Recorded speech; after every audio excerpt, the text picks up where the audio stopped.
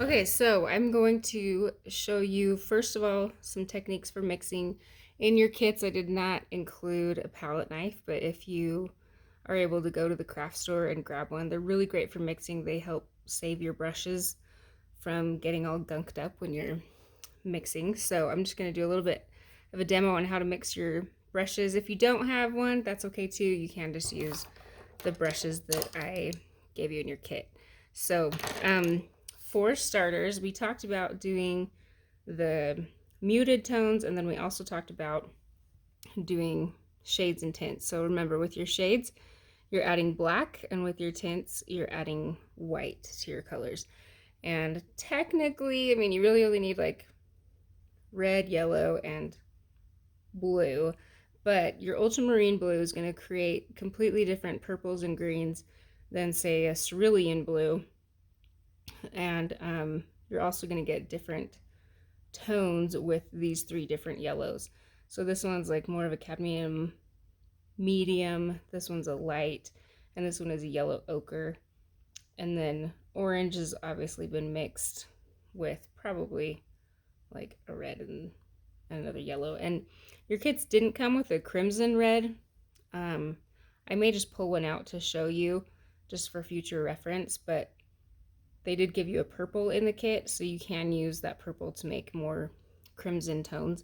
But this red, when you mix it with blue to make purple, it's just going to be more of a brown. So I'm just going to warn you about that up front. Um, I don't know what that was. Anyway, okay. So let's start out with I'm just showing you. So when we do our muted tones, you're going to take your color opposites and mix your color opposites together. And I'm just going to show you this chart really quick. Is that centered? Yep, right there. So if you take your orange, this is one of my sixth graders that did this. It actually needs to be mixed just a little better. But if you take your straight orange and your straight blue, and then you slowly mix them together and eventually have them like fade back out to their original colors. Kind of like when you did the digital hue test online that I sent to all of you. So, but this one really should be like a neutral brown, and then the rest should be more orange tone, and then this should be like leaning more towards blue, getting back to this one. But you can use your color opposites to create those muted tones. So, um, here's a painting that I did. I know I asked you guys to do a muted tone painting. So this one could also count as like your color opposite painting, but you've got those muted tones in there because I've been mixing. Like this painting was only done with a cadmium yellow and a dioxazine purple. So I didn't use any other colors on this. There's a few little spots on here that maybe look like white because a student accidentally glued some paper to it. Oh no. So anyway, I don't know if you can see that painting in the camera very well, but like, you know, this is all purple and then just like yellow, and then the yellow and purple mixed in together, and this has maybe a little bit less purple in it. So that's just an example of how you can do the color opposite painting. Okay, so when you go to mix your colors, let's say I'm gonna paint something that's red. Well, I guess I'll leave a little bit of that there. So I'm gonna swipe that down, just take a little bit off of there. Another good thing to do is to have some tissues nearby for wiping off your brush or your palette knife, so that when you go to pull from your palette, you are keeping the colors in your palette as clean as possible so you don't accidentally mix like the other colors into them. So I'll put a little bit of red down, and then say that I want to mute that down. What's the opposite of red on the color wheel? It's green. So I'm not going to take too much. I just want to take a little bit and just mute that red down, and it's going to turn my red into more of a brown color. Okay? But it's still more of a reddish brown. And then I like to mix it all together, put it all in one big clump.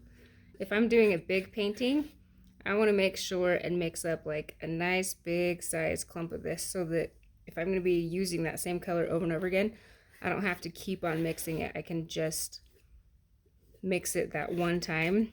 Maybe I'll have to repeat it again, but it just makes your painting go by so much faster instead of having to mix brushful by brushful. So that's for red. If you want to mute your red down, because when you go to do like red on, say you're going to paint a scarf or something, you can put the red down, but as soon as you start to mix white into it, it'll start to look pink, and anyway, it just gets kind of tricky. So I recommend using your color opposites to create those shadows and stuff if you're going to use red. Okay, next one, you got blue, and if you want to mute your blue down, what's the opposite of blue on the color wheel? It's orange. So just take a little bit of your orange.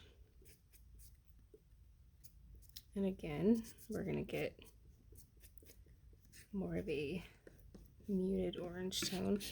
And I'm not saying that you can't have bright colors in your muted painting, but this is just the way you can create those more muted tones. And it'll give it more of a realistic, lifelike quality when you have these muted earthy tones to use in your paintings. All right, next, let's look at yellow. I'm just gonna wipe a little bit of this off. If you guys don't have palette papers at home, you can go buy these waxy palette papers, or you can just use wax, or you can also use a piece of glass. That's my favorite to mix on, is glass. But all right, so let's see, I'll use this cadmium because that one's just kind of a bright medium one, and wipe that paint off. Then I'll grab some of this purple. That was a little more than I wanted. That's going to overtake that yellow.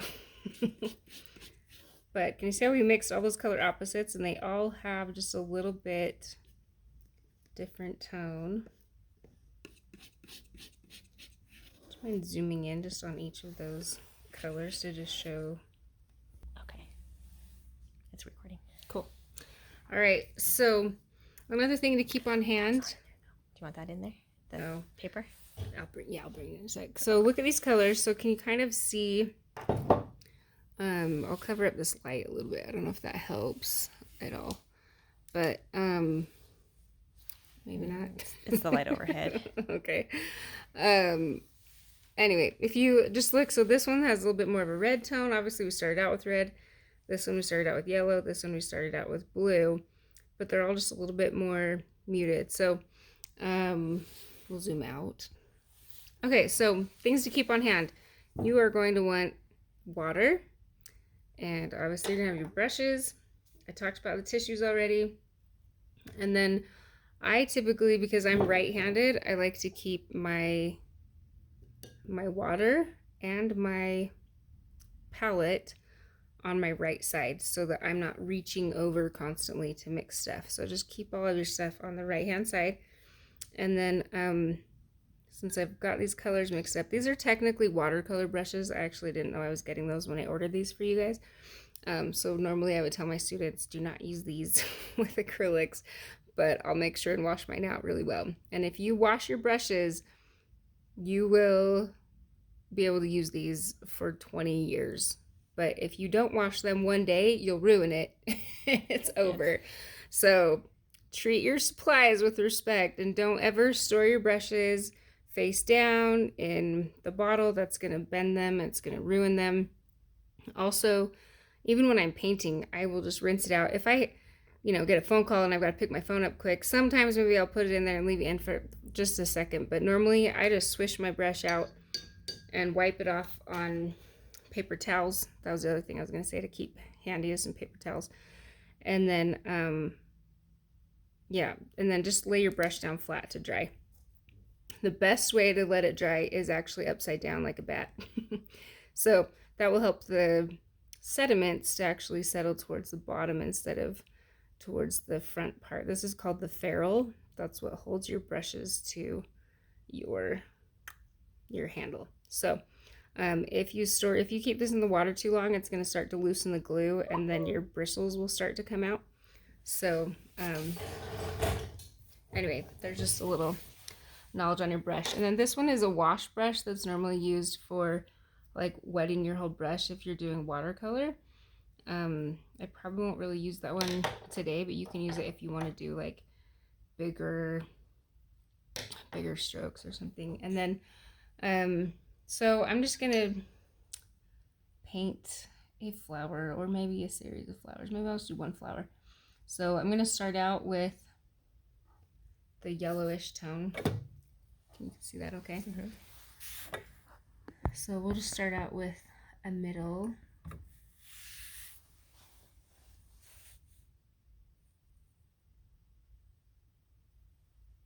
And then I'm gonna wipe this off. And then I'm gonna grab this one. When you're doing acrylics, you really want to start out with your deepest tones first, and then you can come back and add your your highlights on top. So notice how this is like really spread out and like just kind of a rough brush stroke. That's fine if that's the style you're going for. If you want to get more detailed strokes, add just a little bit more water to your paint, and then you can get more smooth detailed strokes.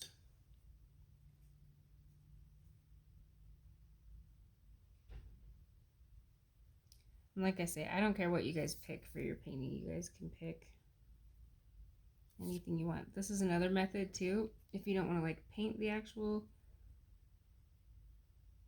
brush stroke, this is more of an impressionistic technique where your brush stroke actually just becomes the petal, which I think is kind of fun.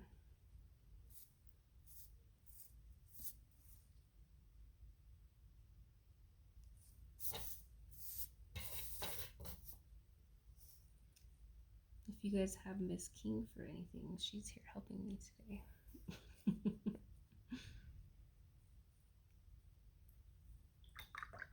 All right, then I'm going to come back with this reddish tone and then go back over the middle of some of these just to add some more depth to it. And I'm just touching down and then lifting the brush up.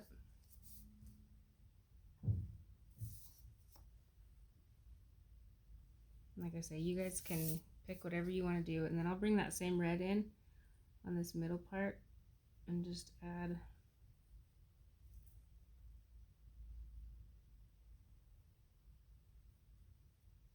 some more shadows to that. And then you can still come back with your brighter colors. So I could take some of this yellow and then take a little bit of white, mix that in.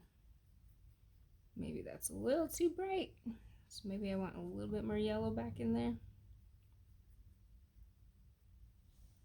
And I could come in and and then if you want to get like nice detailed little circles, then just spin your brush and then it'll turn it into a point again. And then just put your brush at a vertical like 90-degree angle on your picture, and then you can get some nice little dots on top. Anyway, like I said, you guys can paint whatever you want. Okay, so then really quick, if you want to add some leaves, I have kind of a weird tradition or rule, I guess, whatever you want to call it. But I don't like to put, unless I'm doing a painting that I'm intentionally just using like really bright, vibrant colors, then whatever. But I typically just like to mix my colors with even just one color before putting it down. So I will like take that green, dab my brush off, and then maybe even if I just mix it into a little bit of this yellow. Yellow ochre is a really good one for mixing in with leaves. It just gives them like a nice rich leafy tone. So you could come in here and paint a stem. That was a little bit ski-wompish. And then you can also use your pinky to like stabilize your arm. See, that's still really bright. So if we want to mute that down, I'm going to take some of that red that we mixed up, and I'm just going to mute that down and brown that up a little bit. Brown that up, tone it down. Whatever. I didn't write this script. Turn screenwriters. All right, then you can just come in and add a little leaf, whatever. Like I said, you guys don't have to copy this. I'm just showing you as an example. If I want this to go in front of my leaf, then I can go like that. If I want to bring the leaf back in front, you can just paint back over the front.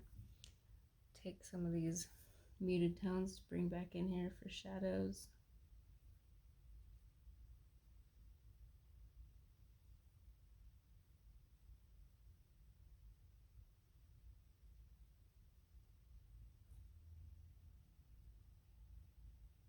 Also, if you let it dry, you'll be able to get some better details on your pictures. Or if you want to make this more of a, I don't know. I'm just making this flower and this leaf up. We'll give it rougher edges for a more organic look. That's a furry leaf. What do I need, guys? I need more water.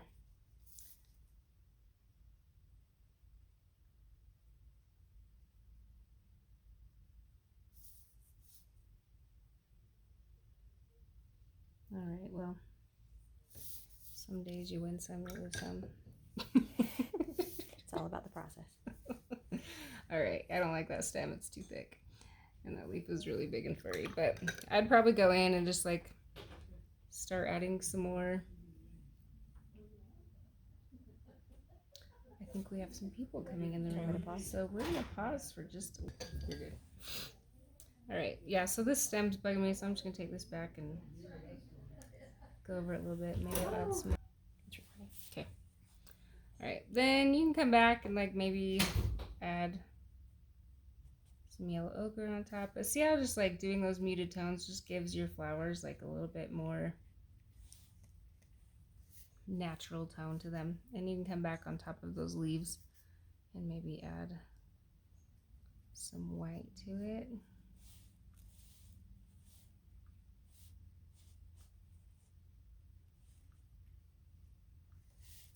Lots of options. All right, so some of these techniques all overlap with each other. I just want to show you one more thing.